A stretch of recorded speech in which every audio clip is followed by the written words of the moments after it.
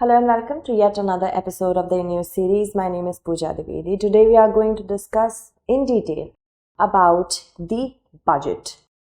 The annual financial statement that is presented every year is very important to be discussed from the perspective of your examination. Specifically from the perspective of prelims, the key highlights are important. Various new schemes get launched whenever announcement of budget happens, and that gives us the opportunity to look at India from the perspective of an economy which is ever growing in nature. We are a rising star according to the World Bank. This has been stated in the budget also. Among the major growing economies, India's economy will be the fastest one, and this is something we need to be proud of. And this is something we need to take as an opportunity and not just go with the flow. So from the perspective of your prelims as well as mains examination, specifically GS mains, every paper is important, but specifically third, second are important. So moving ahead without any further ado, let us first of all look at the key figures of Economic Survey 2023, which was recently covered in our last in news series. Here, the baseline GDP growth for fiscal year 24 was estimated to be 6.50. For the 24th one, the upcoming year, it was 6 to 6.8. Inflation with respect to consumer price index for fiscal year quarter 1, it is 5, and for quarter 2, it is 5.4. We all know that the Monetary Policy Committee wants to keep the inflation within the range of 2 to 6. So this looks well enough, but not at a comfortable level. Merchandise exports, they touched as of April to December 2022. We exported $332.8 billion worth of merchandise exports. Now, if we compare it to last year, that is April to December 2021, if we take this year and this year, it is a growth. Then when we talk about the current account deficit, it is okay right now, 3.30% for fiscal year 23, and for the last year it was 0.2. Centre's capital expenditure growth, that means expenditure that has been done by the center to create capital assets, to create durable assets, this from April to November 2022 has reached a growth of 63.4%. Moving ahead, now let's talk about the budget. Basically, a budget is the government's blueprint on expenditure, taxes, it plans to divide because it wants revenue, and other transactions as well. But the word budget has not specifically been mentioned, is not mentioned in the Constitution. According to Article 112, it is the annual financial statement. Who is responsible for maintaining and preparing the budget? The budget division of the Department of Economic Affairs in the Ministry of Finance is the nodal agency. Now, the components of budget includes expenditure, that means what the government plans to spend, the revenue or receipt, from which, of course, if you have revenue, then only you will be able to spend. And also, what are the deficit and indicators? So, with respect to expenditure, let us first of all see the types of expenditure in brief. So, first type of expenditure is based on their impact on assets and liabilities. Capital expenditure which is done in order to create durable assets, long-term investment plans. Revenue expenditure is those expenditure which do not create assets, but they are in the form of wages, salaries, subsidies, or interest payment.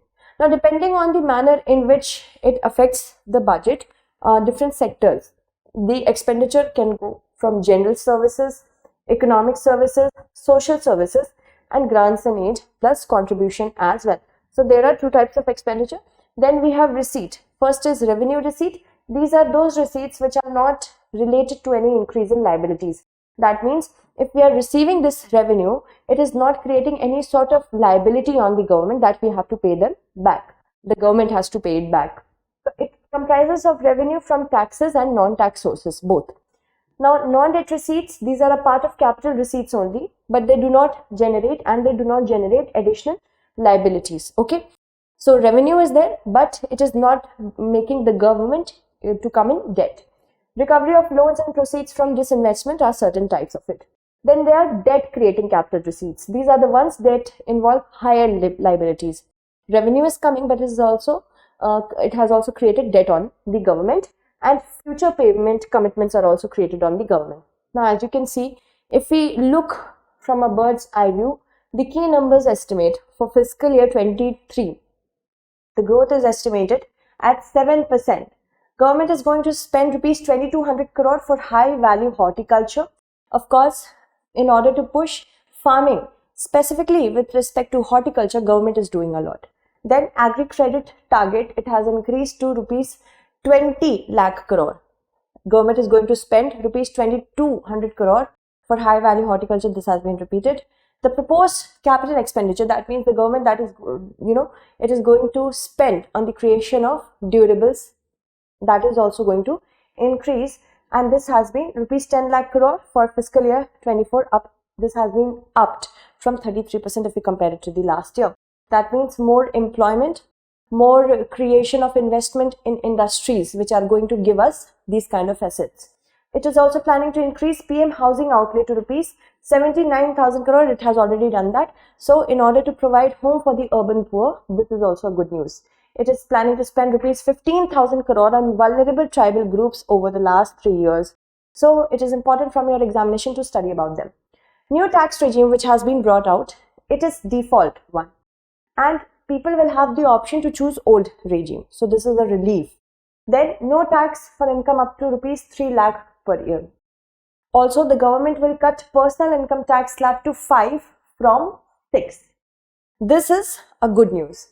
Tax exemption is done to rupees 7 lakh per year. It is under new tax regime. To remove minimum threshold of rupees 10,000 on TDS, exempt tax on income of boats for housing and other activities, so that housing companies come to the fore. Other than that, it is also reducing the highest surcharge rate to 25% from 37% in the new tax regime. So people will have more disposable income in their hand. The government wants that, so that people start spending it and let the wheels of the economy rolling. If I will not have a personal disposable income, I will not invest anywhere, because I will just talk about savings only. Now, another important part of the budget is fiscal deficit. Fiscal deficit is basically the difference between total expenditure that the government is doing and the sum of revenue receipts and non-debt receipts. Generally, the government has the policy of keeping the budget in deficit, which government wants its revenue exceeding the expenditure. That means you're not doing enough for the welfare of the people. Now, fiscal deficit, whenever there is the difference between expenditure and revenue, you're spending more but revenue is less, then this needs to be financed by debt creating capital receipts. That means you will try to source money from the market through certain plans, and these plans are debt creating. I am providing you 100 rupees of certificate. Suppose this is a certificate and the government. I want 100 rupees because I have to plug in the deficit. So you are going to give me, as a citizen of India, you are going to give me 100 rupees. But I have also promised you that I will, after a year, I will give this 100 rupees back to you plus 7 rupees of interest on this. And this has created debt on me. So the government has always tried to do that. Now, primary deficit is the difference between fiscal deficit and whatever the interest the government is going to pay, like the 7 rupees we have. And revenue deficit is derived by deducting capital expenditure from fiscal deficit. This is very important from the perspective of the examination. I'm reminding you that. So there are many highlights that we need to go through step by step. First of all, the government has kept rural focus in mind. Remember, the current budget aims economic empowerment of women, and also, in addition to that, job creation for the youth. These are the two important aims. Rural focus is there. Center will spend rupees 2 lakh crore on free food grains for all priority households under the Pradhan Mantri Garib Kalyan Yojana. Of course, India is still reeling under a lot of pressure because of the COVID-19. And the center will provide free food grains to all Antyodaya and priority households until December 2023. There was a lot of ambiguity with respect to it. Green growth. The government is also providing push to green growth. It would be one of the priorities, and they are implementing many important schemes for it. But green hydrogen which is created by the electrolysis of water, and this electrolysis is the electricity which is given to this water for electrolysis is from renewable energy, and this hydrogen that has been produced with it, this is green hydrogen. Okay, clean energy storage and transmission, these are the key drivers of government's green growth priority sector. Battery energy storage system, this will be there with a capacity of 4,000 megawatt per hour. This will be supported with viability gap funding. That means if there is a gap, then funding will be done with respect to looking at the viability of the project. A detailed framework will be provided for pumped storage. It will be formulated. Interstate transmission system for evacuation and grid integration of 13 gigawatt renewable energy will be done from Ladakh. Ladakh has a lot of potential for renewable energy, be it geothermal, solar. So that is why Ladakh needs development as a union territory, and this will also help in the development of Ladakh.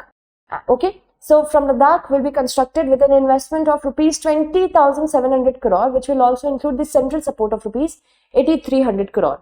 A green credit program will be there for encouraging behavioral change.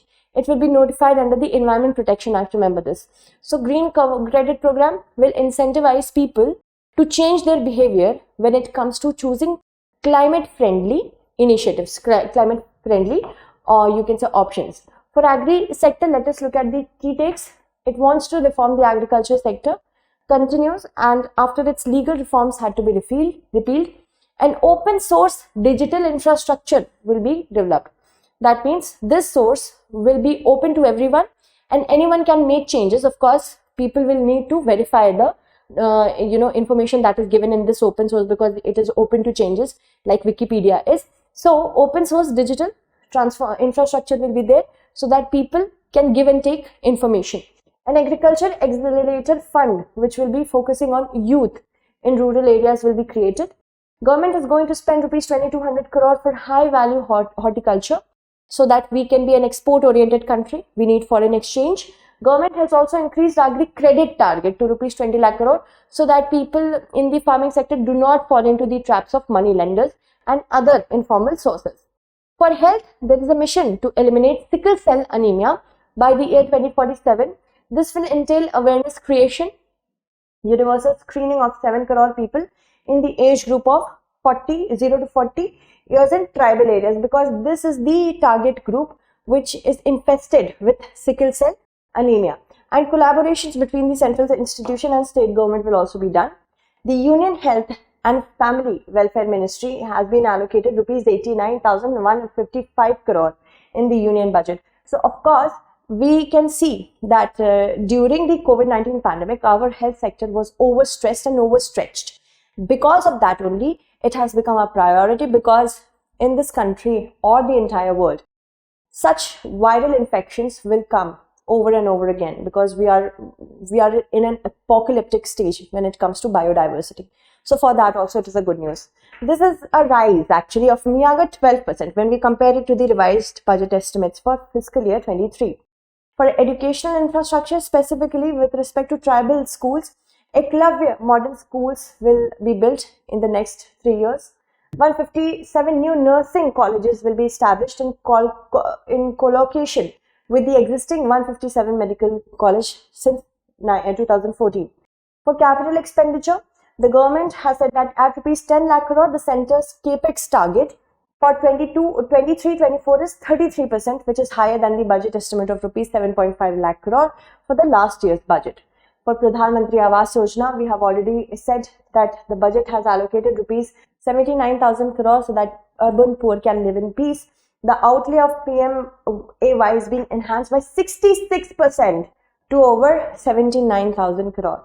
A legislation of the legalization for the permanent account number as a single business identification has been encouraged, because of which ease of doing business will also increase. Other than that, for micro, small and medium enterprises, the revamped schemes will take effect from 2023 through an infusion of rupees 9,000 crore in corpus. This will enable another collateral-free credit of rupees 2 lakh crore.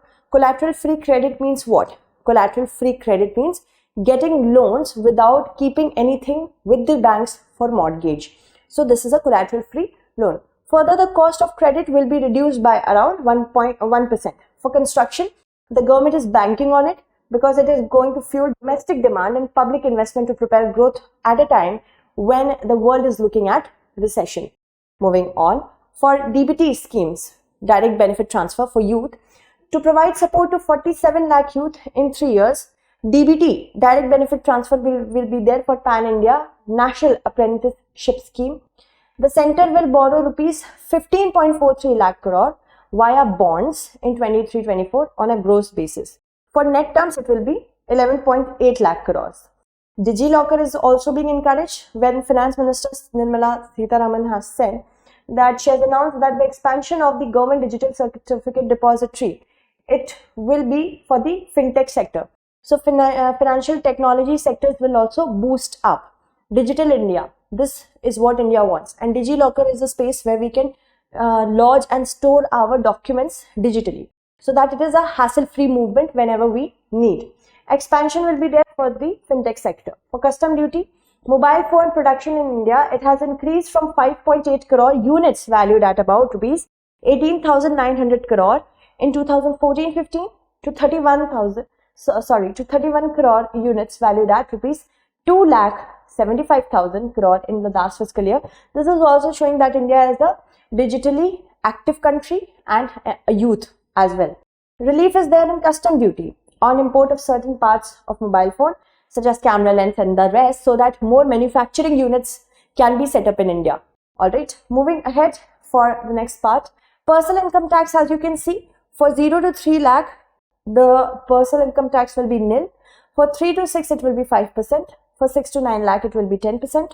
For 9 to 12 lakh, it will be 15%. For 12 to 15 lakh, it will be 20%. And above 15 lakh, it will be 30%. Let's talk about what has become cheaper and what has become, costlier. Aeroplanes and other aircraft cheaper. Gold, including gold plated with platinum, unwrought in or semi-manufactured forms or in powder form. Base metal or silver, which is clad with gold, not further worked than semi-manufactured. Now, new or retreated pneumatic tires of rubber of a kind used on aircraft of heading, platinum, unwrought or in semi-manufactured form or in powdered form. Waste and scrap of precious metal or metal clad with precious metal. Several aquaculture input, some TV camera parts have also become cheaper. Which imports are expensive? Vehicle, which also includes electric vehicle. Why not buy vehicle from India only? Silver door, naphtha, styrene, vinyl chloride monomer, compounded rubber, articles of precious metal, imitation jewelry, electric kitchen chimney, bicycles, toys and parts of toys. Alright, now if we see the other important parts, fiscal year 24 food subsidy, it is seen at 1.97 lakh crore. Fiscal year fertilizer subsidy has also increased 1.75 lakh crore. This investment target is of rupees 51,000 crore, so that the government can allocate its funds to better projects. Okay. Fiscal year, this we have already covered, and the rest things we have also covered. Okay. Moving ahead now, the 7 priorities which are being touted for this current budget and the years to come for India, the Saptarishi plan. These include 7 pillars. Inclusive development, the policy of Sabka Saath Sabka Vikas has propelled women, SC, ST, OBCs and other underprivileged group. Reaching the last mile is the second pillar. Building on the huge success of aspirational district program, in which districts who want to aspire to become the topmost in the country with respect to many facets, aspirational block program has also been launched, so that more micromanagement can be done. Infrastructure and investment is the third pillar. The capex outlay is being increased steeply by 33% to rupees 10 lakh crore, and of course this is important, it would be 3.3% of the GDP. So this will increase, first of all, employment opportunities. Secondly, investment in manufacturing industries, specifically with respect to raw material and other supply chains as well. Other than that, unleashing the potential, a national data governance policy will be brought up in order to enable access to anonymized data to unleash innovation and research by startup and academia. There is a lot of data. Data is the new oil for the economies. This data is anonymous in nature. So in order to ensure that more research can take place, this data policy is there. Financial sector, the revamped schemes will be taking effect from 2023 through an infusion of rupees 9,000 crore. Then green growth, of course, the budget provides for rupees 35,000 crore capital investment towards energy transition and net zero objective. Last is youth power. There will be a launch of the Pradhan Mantri 𝐾𝐈 𝐿𝐴 4.0 to skill lack of youth. The scheme will cover new age courses as well, such as artificial intelligence, cloud computing, machine learning, and the rest. Now, if we talk about road ministry, there has been allocation of allocation for the road transport and highways ministry. It has been increased by 36%. It has been now rupees 2.7 lakh crore. For National Highway Authority of India, it has been allocated 1.62 lakh crore. That means more highway, more connectivity, more employment opportunities. So it is all interconnected. As per the government's revised estimate, the NHAI will spend rupees 798 crore as IEBR in 2022-23. For IT, it has of course gotten an increased allocation of rupees 16,549.04 crore. The allocation for the period of 2021-22, it stood at just rupees 8,118 crore. So now the government wants to show that in the IT sector it is going to create jobs. It is going to rule the world, like India has over the years topped itself to be one of the best IT sectors in the world. Okay. For other, specifically defense sector, the Ministry of Defense has received the highest allocation, prelims fact, from among all the ministries, and this is 5.94 lakh crore. But it is not a significant jump from just rupees 5.25 lakh crore. Now, under its Atmanirbhar Bharat scheme, India already had an indigenization list, those stuff which we cannot import from other countries, and these are now getting manufactured in India. So indigenization is also being done. Okay, so this is all for today. I hope you are going to answer the question I'm going to attach in today's segment. That's it. Thank you so much for watching.